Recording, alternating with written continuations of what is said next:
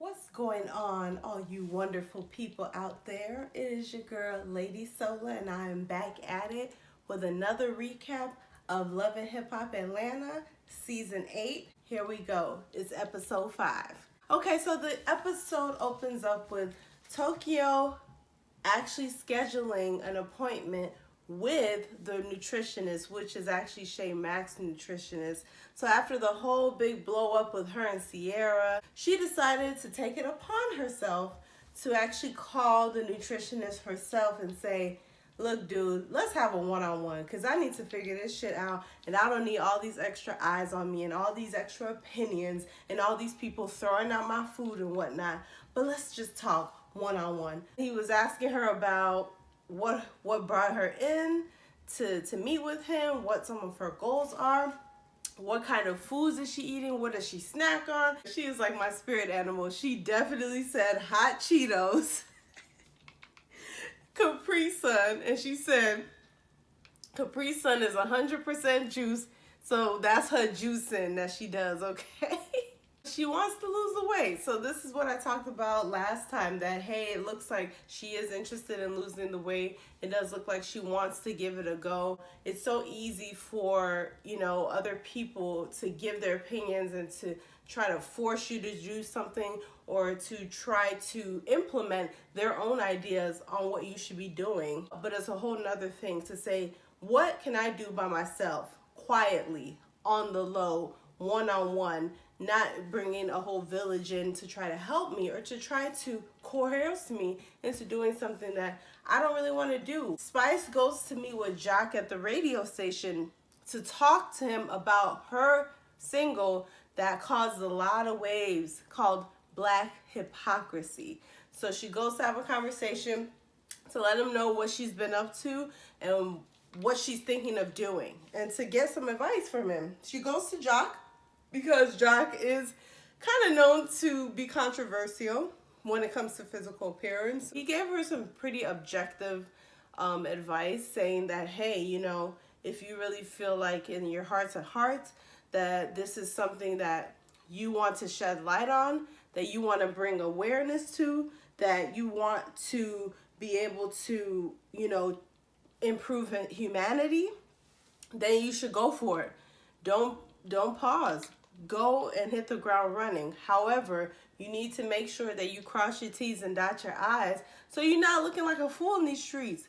So you're not looking like or you don't become the laughing stock of dance hall or social media or womanhood or whatever you want to title it. You don't become any laughing stock of anything.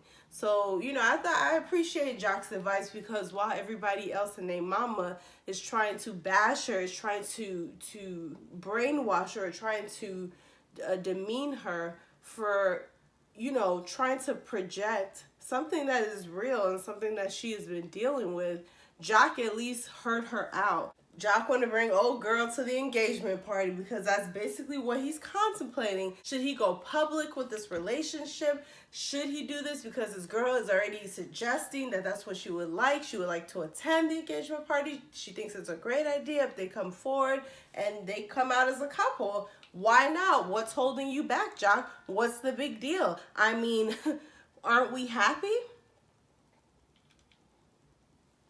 Don't we want to tell the world? Wouldn't Carly be ecstatic?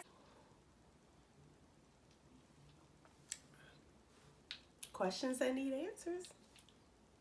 Kirk, oh my gosh, Kirk just makes my blood boil. Every time he's in a scene on this show, I'm like, why are you here? You are literally the biggest hypocrite, the biggest joke. He's over here shaking his head disapprovingly when Jock is talking about the relationship with the new girl versus Carly and, this, that, and the third, and how he hasn't really told the new girl about the extent of him and Carly's relationship. And Kirk is just looking like, oh man, brother, what are you doing? And I'm just like, Kirk, with the 3 earrings. Are you kidding me? You stretched out a storyline for the last 6 seasons. Cheating on what's her name? Rashida for how long? since her bubblegum video dropped like 8 years ago. Stop it. You are not in the position to look any way, to say any certain thing, to have an opinion on certain things. You're just not in the position. You're not in the position. You haven't earned it. You have lost America's trust in you. You're a clown.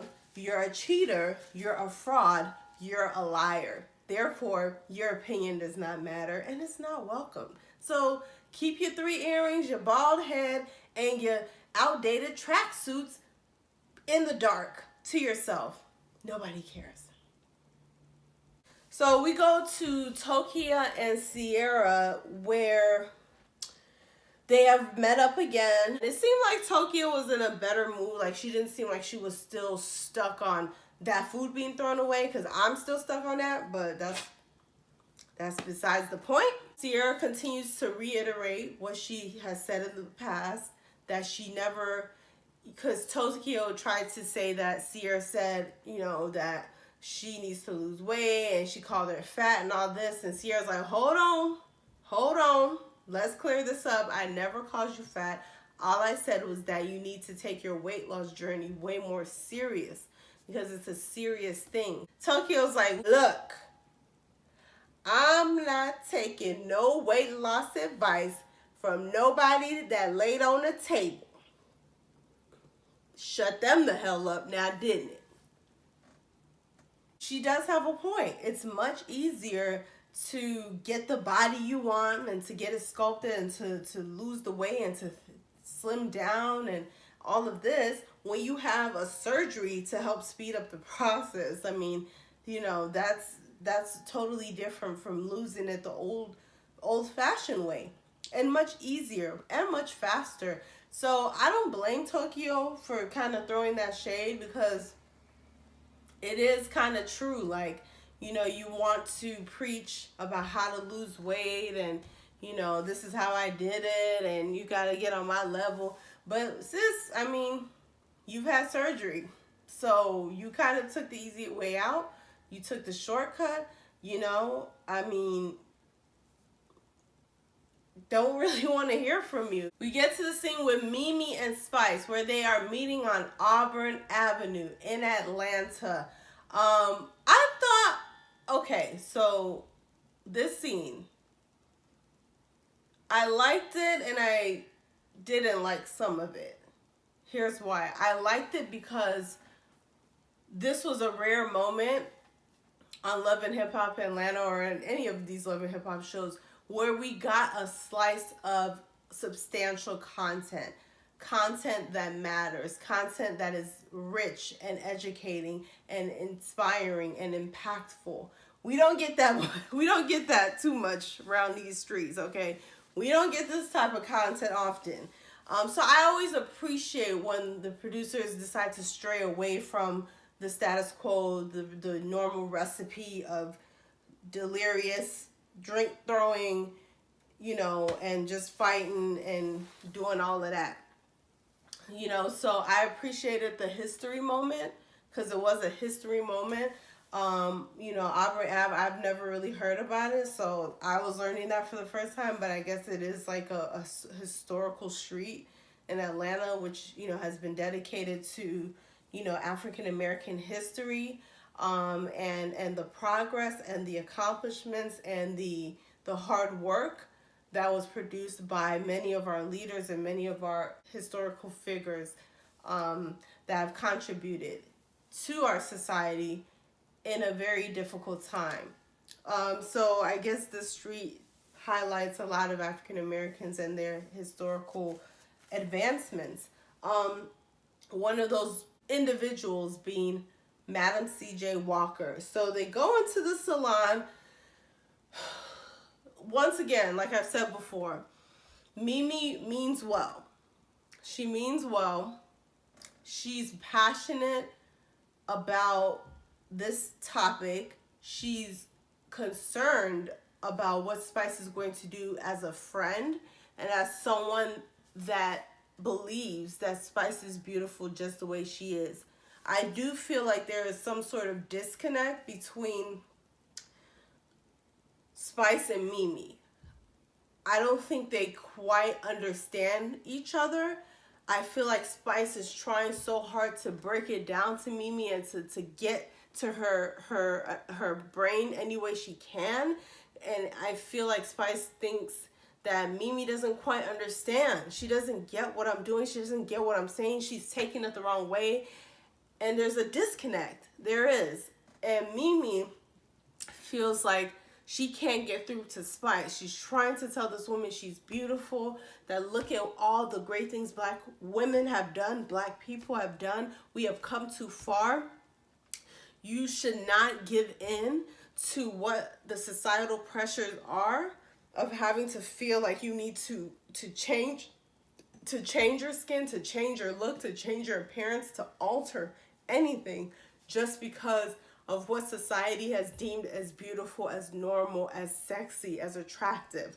That you are beautiful just the way you are. And as my friend, I want to let you know that, and I'm going to be here to be the voice of reason, because what you are doing is crazy and you don't have to do this. So I do feel like Mimi is coming from a good place. It's not this thing of, oh, I'm hating on her, I'm trying to put a stop to something great that she's doing. I really just think Mimi is misunderstanding the whole point.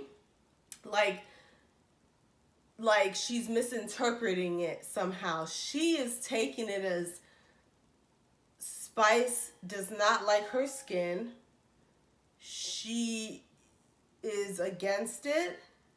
She has some sort of colorism issue within herself, some sort of self-hate, and now she is trying to run away from who she is and become something else because it will make her more successful in the music industry.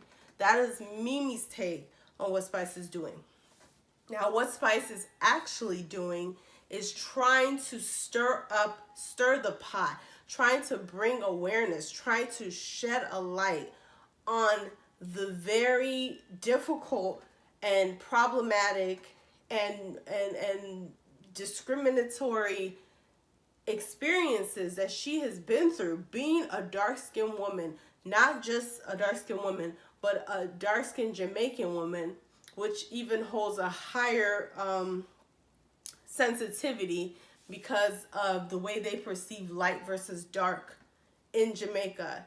It's that much more intense than it is in America.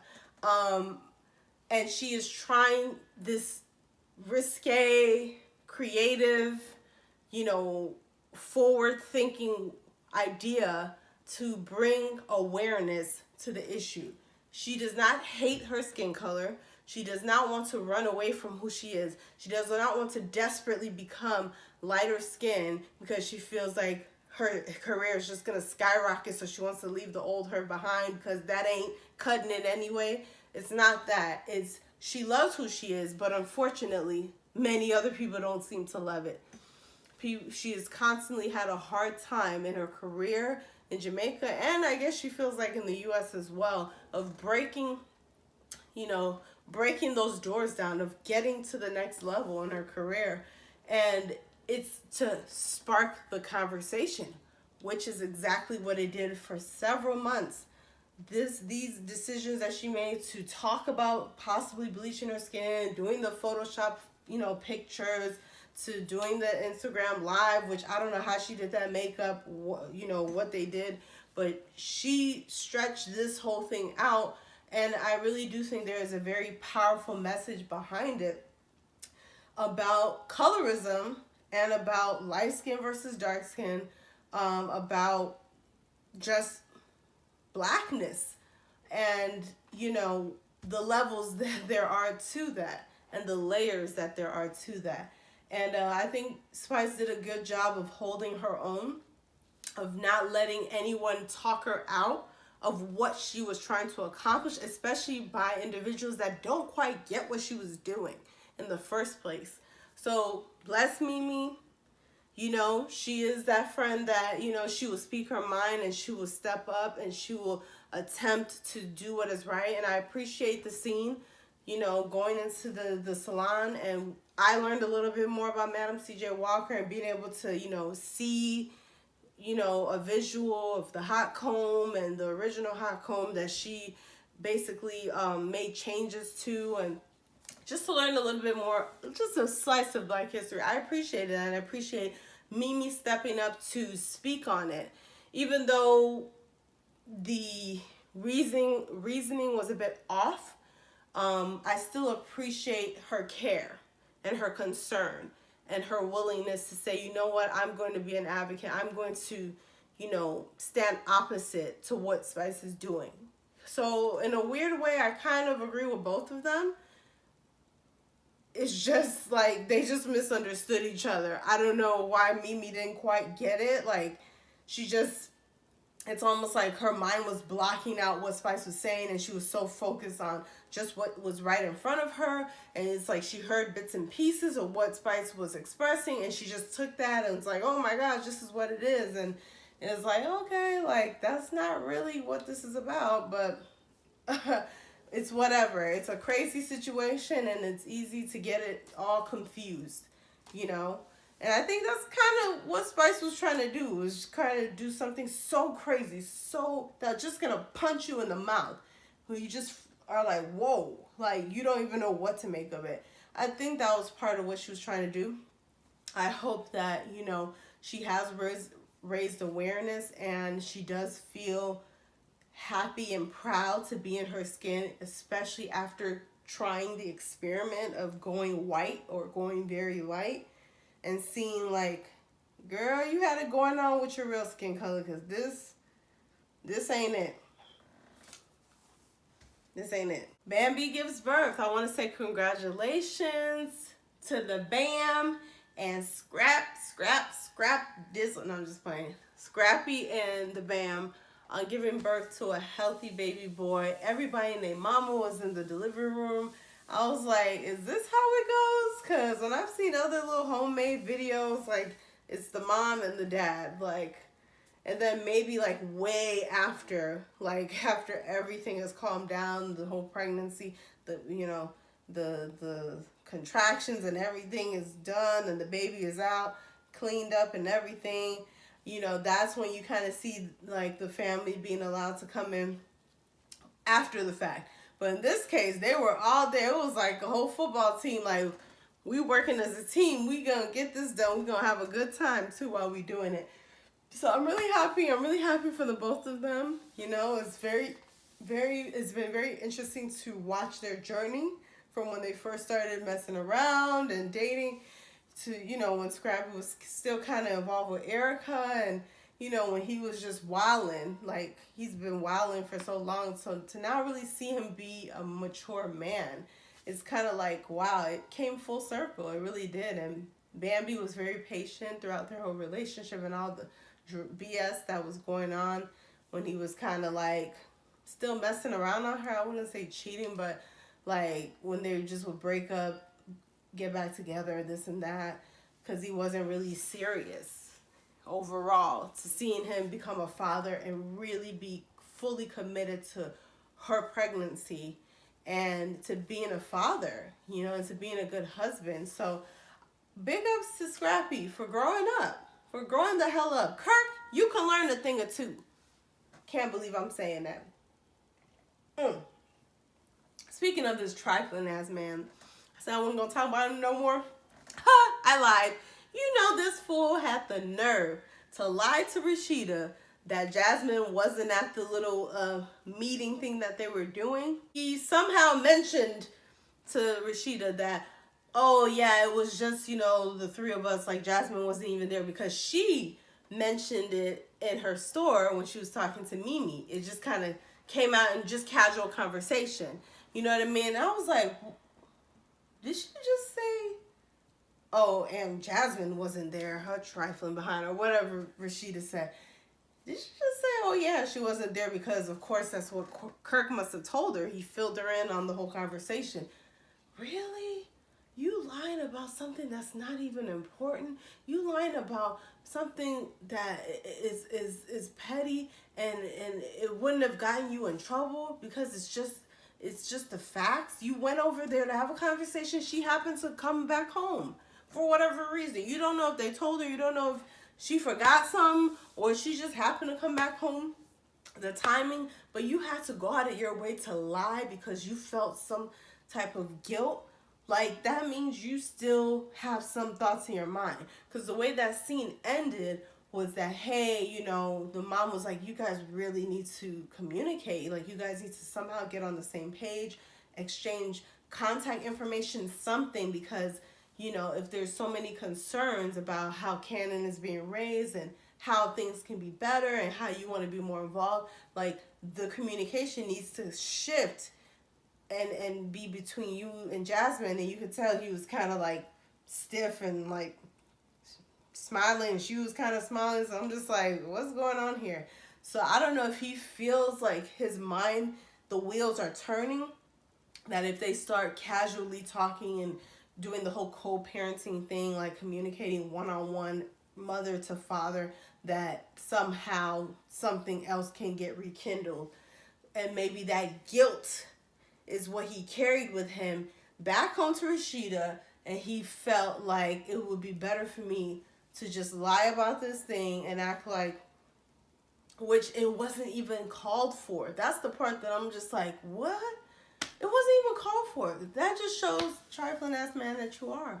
It really does. You have not changed. I don't even know if you've really learned your lesson. You're just kind of dealing with the aftermath of your bad decision making. But I don't know if you've really learned. Like, I don't know if you've really learned and grown from your mistakes. I think you're just trying to deal with it. And you have to figure it out, you know, but because his actions are still like, you still is that same fuck nigga, pretty much. Well, that's where it ends, folks. That's all I got for you today. Make sure to like the video, you know, subscribe to Lady Solar TV. I appreciate the support. If you want to share, you know, with anyone else that you know is a reality TV fan that loves love and hip hop, that is just kind of addicted to this shit. As bad as it is, as much of a big old lie as it is, as much as all this stuff is contrived and plotted and planned and rehearsed, we still love the shit. We still watch it, and we all know Atlanta's the best version of all of this. So, you know, make sure to share it. But yes, please like, subscribe, share, and I'm gonna keep sipping my little drink. But until next time, y'all be good, all right?